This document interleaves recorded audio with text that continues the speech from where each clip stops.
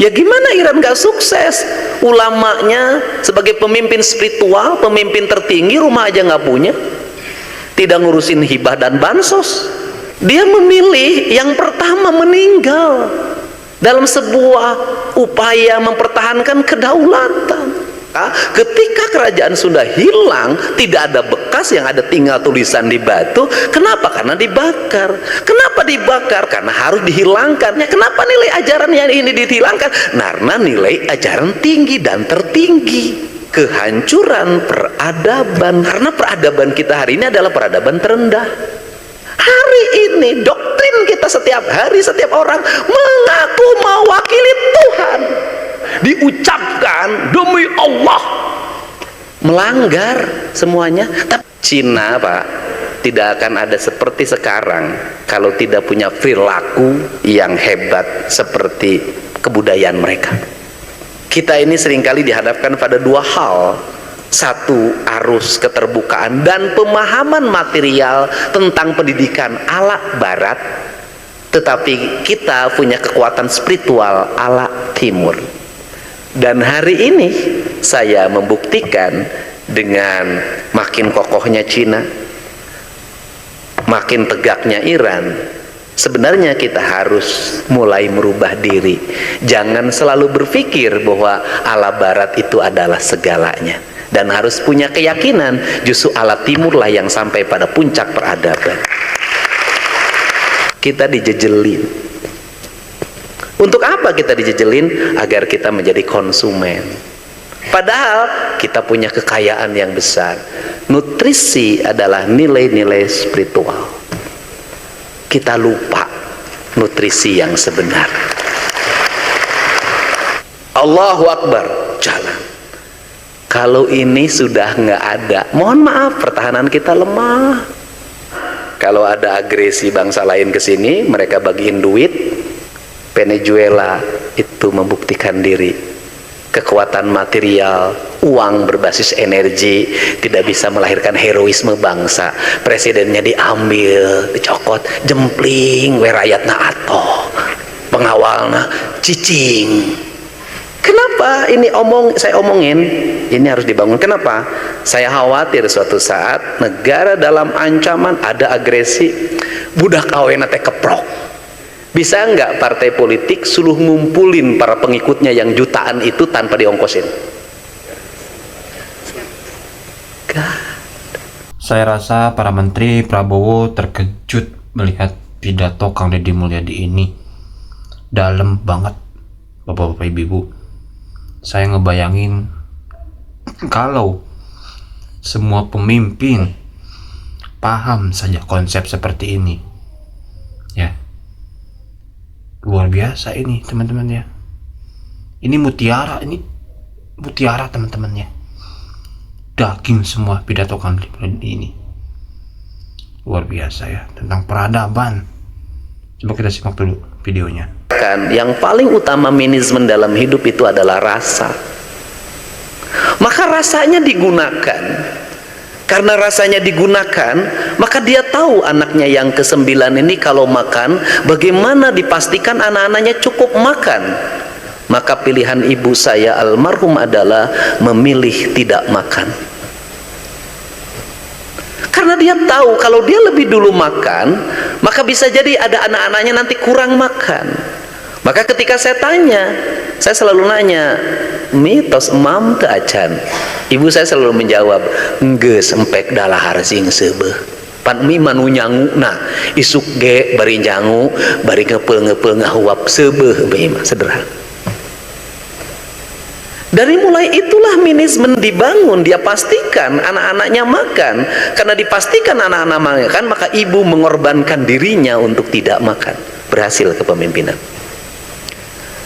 Kang Maman tadi bicara tentang Iran. Ya gimana Iran gak sukses? Ulamanya sebagai pemimpin spiritual, pemimpin tertinggi, rumah aja gak punya, tidak ngurusin hibah dan bansos. Dia memilih yang pertama meninggal dalam sebuah upaya mempertahankan kedaulatan. Enggak pidato berapi-api berapi-api di Indonesia. Yang bela Palestina itu pidatonya nggak pernah berhenti, demonya dari dulu nggak pernah berhenti. Giliran sekarang perang Palestina lawan Israel, nggak ada satupun yang pergi untuk perang. Jangan-jangan komoditi.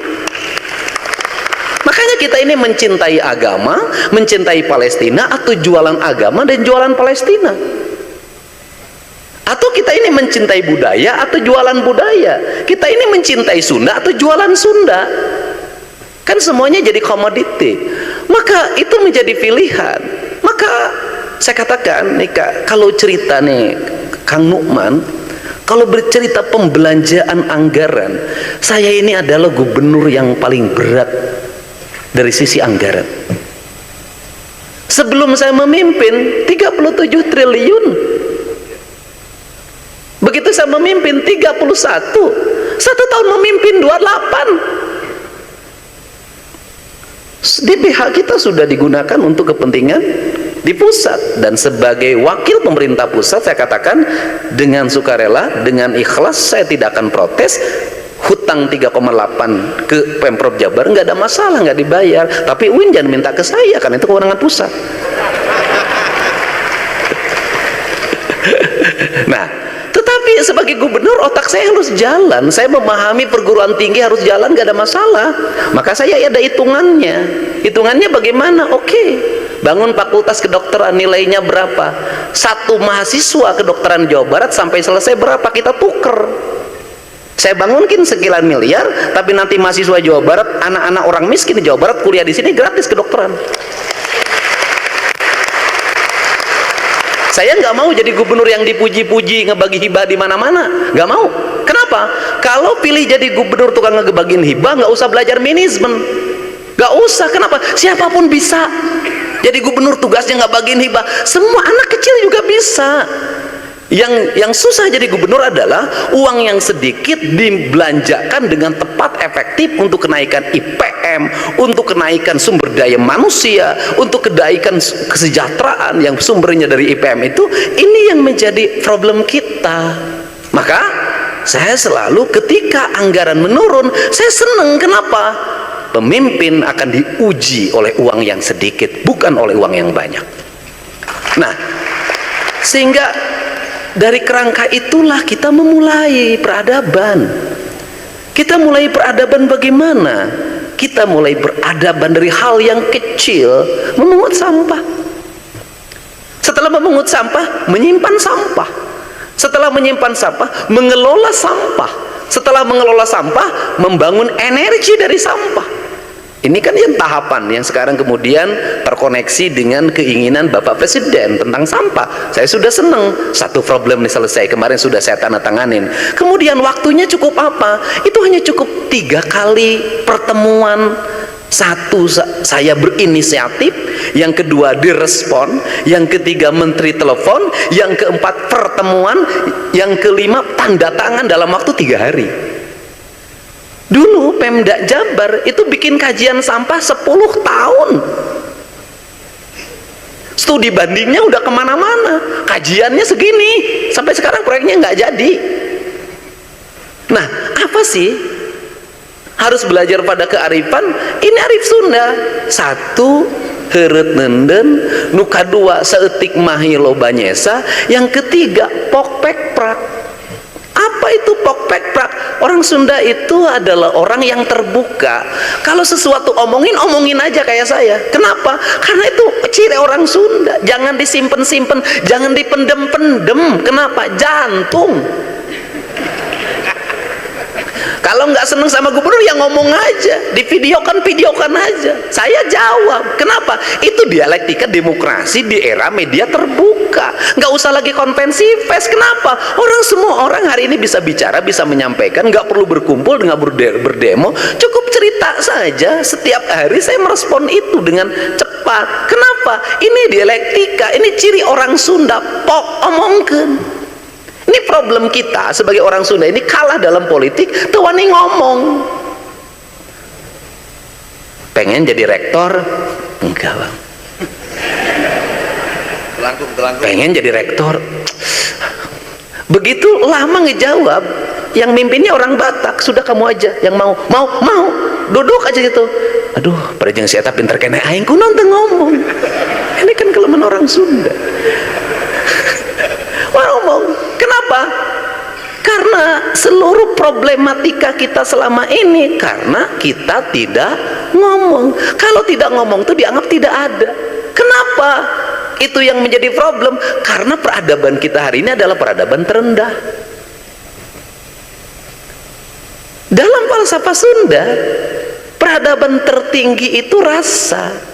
Karena peradaban tertinggi rasa, maka orang Sunda itu tidak menulis peradaban. Orang Sunda tidak mendiskusikan peradaban, tidak membuat konsensus peradaban. Dia yang tertinggi. Kenapa yang tertinggi? Karena kicep akang abdi ge ngartos.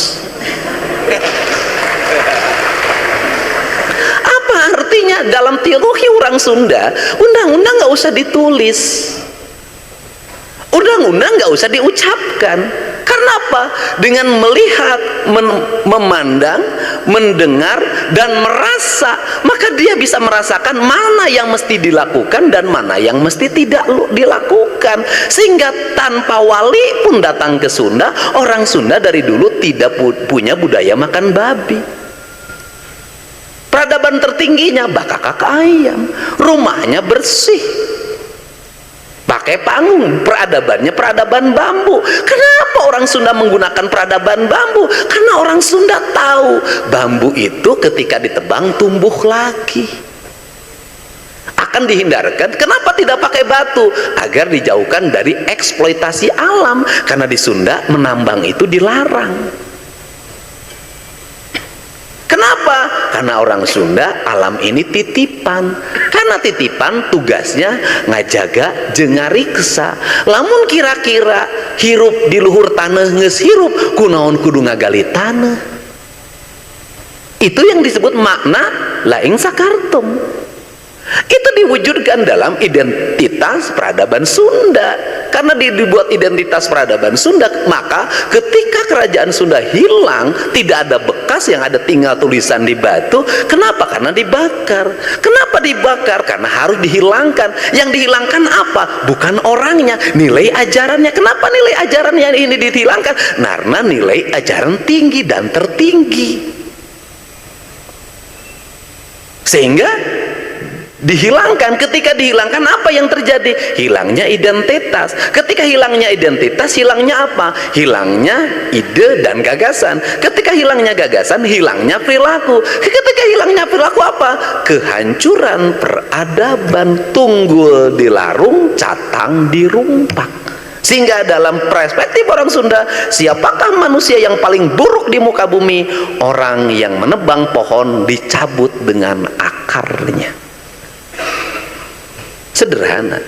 Maka dia menggunakan rasa. Karena bukan rasa, sudah hidup beratur dan teratur dalam keteraturan. Siapa yang mengatur tata nilai keteraturan itu? Apakah orang Sunda langsung menyebut Allah? Tidak. Kenapa? Kata dia pahing, nggak boleh disebut. Kenapa? Itu nu maha mulia, nu maha agung, nu maha sagalana. Temenang di elol kenyom, temenang disebut-sebut, temenang di aku-aku.